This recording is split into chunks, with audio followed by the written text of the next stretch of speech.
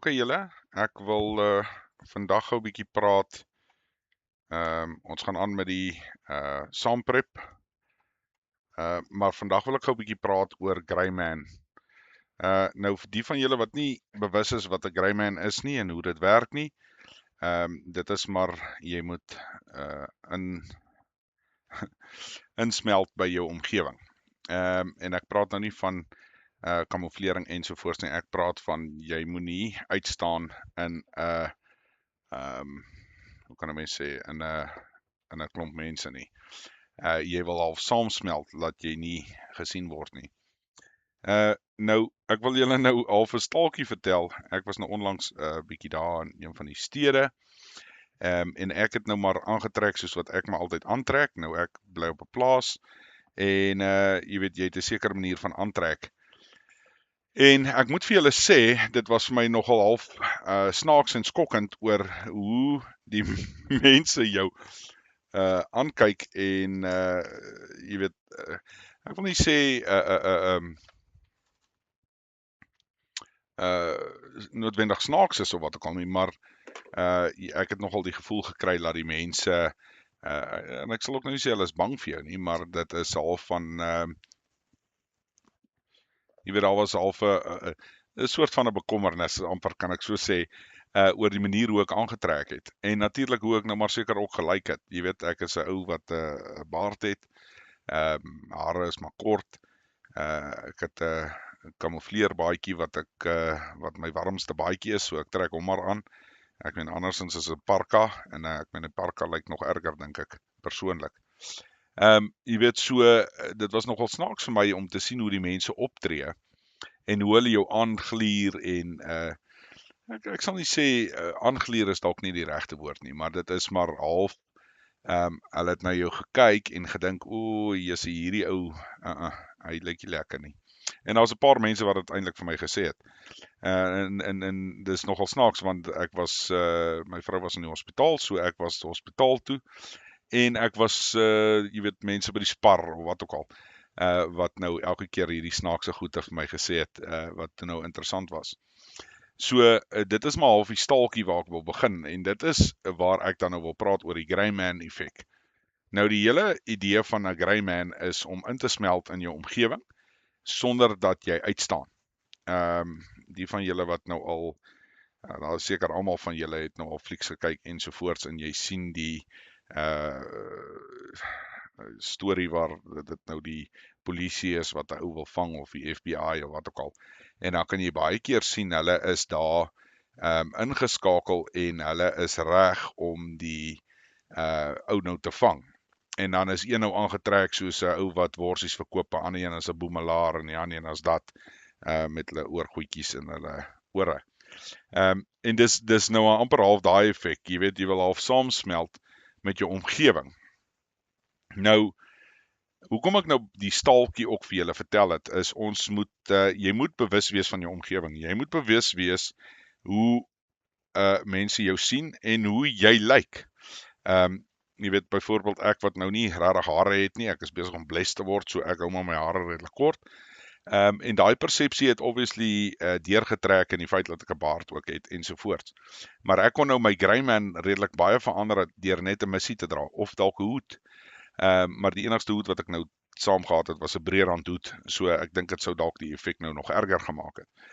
Maar as jy nou 'n kepsie of 'n ding gehad het. Jy weet so in na die tyd toe ek nou daaraan dink, toe besef ek hoorie ek moes eintlik maar net bietjie jy weet beter nagevors het en gekyk het en ek meen ek kom van daar af. Jy weet of ek het daar lank daar gebly. So dit wys jou ook dat mens verleer maar baie maklik jou goed. Natuurlik toe ek nou terugkom in my area waar ek leef of wat ook al jy dit nou wil noem. Yesie, toe is dit normaal. Niemand kyk vir my snaaks aan nie en jy gaan aan met jou daaglikse besigheid in die dorp ensovoorts. So ja, mense, dit is net 'n interessante ding en hoekom ek nou noem die Greyman en dit is belangrik dat jy moet daai bietjie navorsing doen. Jy weet as jy in 'n noodsituasie is en jy is op 'n sekere manier aangetrek en dan moet jy verstaan dat daar gaan sekere implikasies wees volgens dit. En mens moet maar ook dit in gedagte hou soos wat jy wel jou stelsels benader en hoe jy dit doen. En ek dink dit bepaal ook jou vyandigheid op die einde van die dag. En intimidasie faktor, dis eintlik maar die groot ding. Jy weet, as jy dink jy moet deur 'n padblokkade toe gaan, dan sal ek voorstel jy stuur die ou wat die minste lyk of hy op pad is om te gaan jag met sy camo klere en wat. Kry 'n ou met maar gewone jeans of 'n kort broek of wat ook al in 'n hemp. Hang nou af watter tyd van die jaar, of 'n denim in 'n hemp, en laat hy met die mense gaan gesels, as wat jy daar aankom in jou full camo kit wat lyk soos ek sê, of jy gaan jag, want daai speel 'n rol op die einde van die dag. En dis nie iets waarna mense altyd natuurlik dink nie. Jy weet, jy weet, mense verval baie keer maar in jou samelewing, in die areas waar jy weet, jou dinge doen, en hoe jy aantrek en wat jy geniet. Ek dink ons almal verstaan die konsep. Jy weet, jy daai ou broek wat nou al hy val al van jou boude af, maar jy het hom nog steeds, want dit is 'n lekker broek, of die hemp wat nou al 17.000 gate het, en elke keer as jou vrou die kans kry, dan probeer sy hierdie hemp weggooi en dan gegraai jy hom weer uit die asblik uit. Jy weet, dit gebeur. Maar dis baie belangrik om net daai konsep te verstaan, veral as die mense, jy weet, soos wat nou met my gebeur het. Onthou, ek het nou van die platteland af beweeg na die stede toe, en as jy andersom ook beweeg, as jy van die stede afkom na die platteland toe, dit help nie, jy kom hier met 'n suit en tie nie, dit gaan net nie werk nie. So mense hou dit maar aan gedagte, doen nie navorsing oor die grey man, kyk hoe, watter areas en watter plekke gaan die beste werk vir jou. Daar's maar altyd 'n bietjie van 'n stigma in die platteland, veral vir van die mense wat uit die stede uitkom, laat dis half neus in die lug en hulle kyk neer op jou. En dit is maar net so. Ek dink nie dit is noodwendig 'n realiteit nie, veral van die mense wat ek ken, maar daar is maar so stigma wat daar rondom dit beweeg. So mense, ja, ek wil maar net daai deel oor die grey man. Ek dink die meeste van julle wat op die kanaal is, behoort daarom te verstaan wat dit is. As jy onseker is, gaan doen die navorsing.